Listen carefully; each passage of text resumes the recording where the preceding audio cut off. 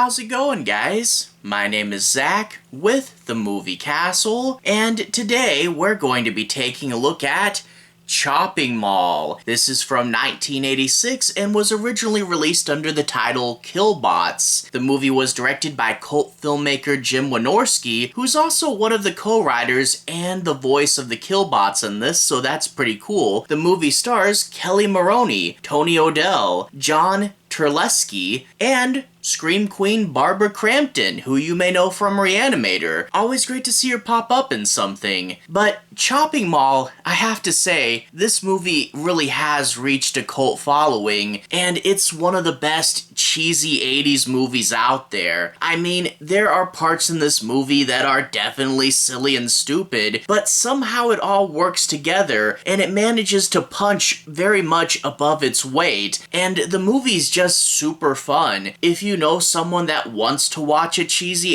80s horror movie, this is one of the best examples, to be honest. I mean, first off, it is a slasher movie. You get the big, over-the-top kills that slashers are known for, and you get the partying teens trying to figure out how to survive. But what sets it apart is the slasher isn't just a guy, it's actually 3 mall security robots that go haywire, so you add in a bit of a sci-fi and an action spin to things, and this movie actually has pretty decent stunt work that I don't think it gets the credit for, and real practical fire and explosions, but also, like I said, cheesy 80s movie, so we do get fun cartoon lasers and electricity. And the design of the Killbots, too, is super fun. Big tank treads and, like, little arms and the head with the laser visor. The robot's design is this perfect mixture between being kind of cool and scary, but also kind of dorky and fun. And I really do love the Killbots. But there is one more element to the script, and that is the humor. In addition to being a slasher movie and a sci-fi movie, this is also a hangout at the mall teen comedy movie, and it's just a little bit self-aware and throws in just a few more jokes than you might think. And in turn, the script is this weird amalgamation of things that don't normally go together, but somehow comes out really fun. And again, I definitely recommend this one. It's one of the more original and unique slasher movies, and also it's just a really good time to hang out at the mall after hours when you're not supposed to, and you're getting chased by killer robots. What do you do? How do you fight against them? Yeah, this movie works out really well, and I definitely recommend checking it out. But in order to analyze it further, I do want to talk a bit about the plot. I'm not going to be doing any major spoilers, I'll be avoiding the end, but there are a few plot points I want to talk about, so from here on out, let's do a deeper dive. We open up with some spokespeople telling the shop owners in the mall about the mall's new security features, and this includes a giant supercomputer on the roof, super thick doors that close up at night, but also a armed robot for each floor. And we see a mock video, and it says that these robots won't harm you if you have a security card, but if they do find a criminal, it will simply tase them and call the police. No problem, what could possibly go wrong? We also find out that these robots have lasers for clearing debris, and also like grappling hooks and plastic explosives. It's the classic case of, why did you put all that in there? I don't think you need that, but whatever. The mall's going to have tons of nighttime security now. And while we're here, I should go ahead and mention that among the shop owners is the couple from Eating Raoul, and also in this movie we get Dick Miller playing a character he played before on A Bucket of Blood. And yeah, that's kind of weird that the Chopping Mall cinematic universe has Eating Raoul and Bucket of Blood in it, but hey, you know what? Why not some cameos?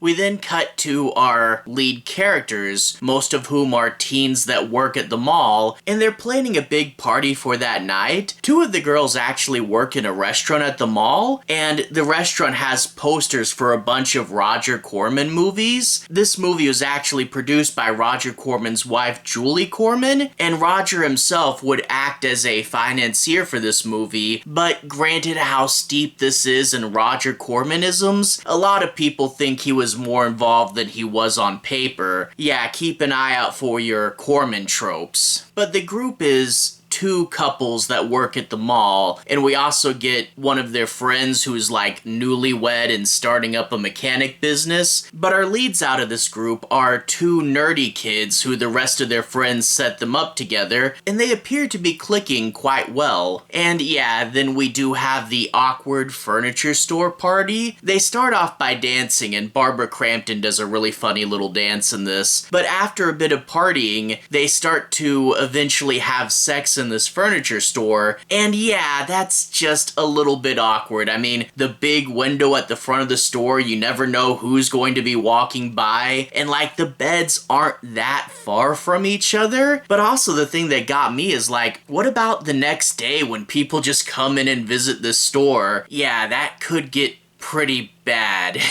But of course the two nerdy kids are staying in the back and watching a horror movie on the TV. That's who I would be if I was in this movie, but at least they're having fun. Well, two from the group decide to step out of the furniture store for a minute, and they're getting cigarettes from a cigarette vending machine because, yeah, it's the 80s. But wouldn't you know it, there's a storm, and a bolt of lightning happens to hit the supercomputer on the roof. Maybe that wasn't the best place for it, and now the Killbots are going haywire. I do wish there was more of a reason, like some logical error or something, but no, it's a bolt of lightning and now they're killing people. But whatever, this is Chopping Mall, that's all we need. One of them makes it back in time to warn their friends before ultimately falling victim to a laser in a very iconic scene, but now the rest of the group knows they're in danger and tries to flee. The robots who aren't supposed to go in the stores are of course going to just bash right through the doors, and the group will inevitably get split up with the guys going one way and the girls going the other. But they do think, how do we avoid the Killbots? How do we fight back? How do we sneak around? And I really like how there are things in the mall, like they find a sporting goods store with gas cans that they can use to light the robots on fire, and the guys luck out because they're in the 80s and there's a gun store in the mall. These robots are pretty sturdy and it's gonna take a lot of bullets to damage them, but you know what? I like that the teens can fight back. I like that they're going to be trying to take these robots down, and of course from there, numbers are going to dwindle on each side, but like I said in the beginning, some actually pretty good action sequences and some really fun moments. This is kind of the borderline between a slasher and an action movie, and it has a good bit of comedy as the icing on top of it all. And going through this whole movie and seeing all the sequences they come up with, you really do get behind the lead character by the end of it, and I thought it was pretty fun. Now before we wrap this up, I'll go ahead and say this is one of those movies that from time to time they talk about remaking, but maybe it's almost time to actually do it. I mean, supposedly Gen Z is reviving the malls, but also it's been like 40 years since this movie came out, and in real life now I am seeing robots on their little treads going through stores. I was in Walmart not terribly long ago, and I saw this robot just scanning the aisles. I was in a public library and they had a robot that would take you to different sections of the library and you could return books on it. We are starting to see robots come into things more, and maybe we need to remake this movie as a gentle reminder of, hey, let's be careful with these things, because hey, it's been 40 years and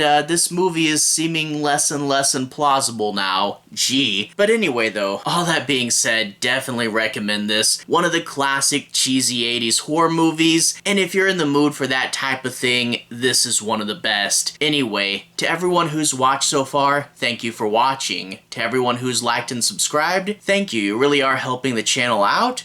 I'll leave a relevant playlist on the bottom. If you want to see more reviews kind of like this, you should be able to find them there. Anyway, have a good day. See you guys again very, very soon. Playlist here. Have a good day now.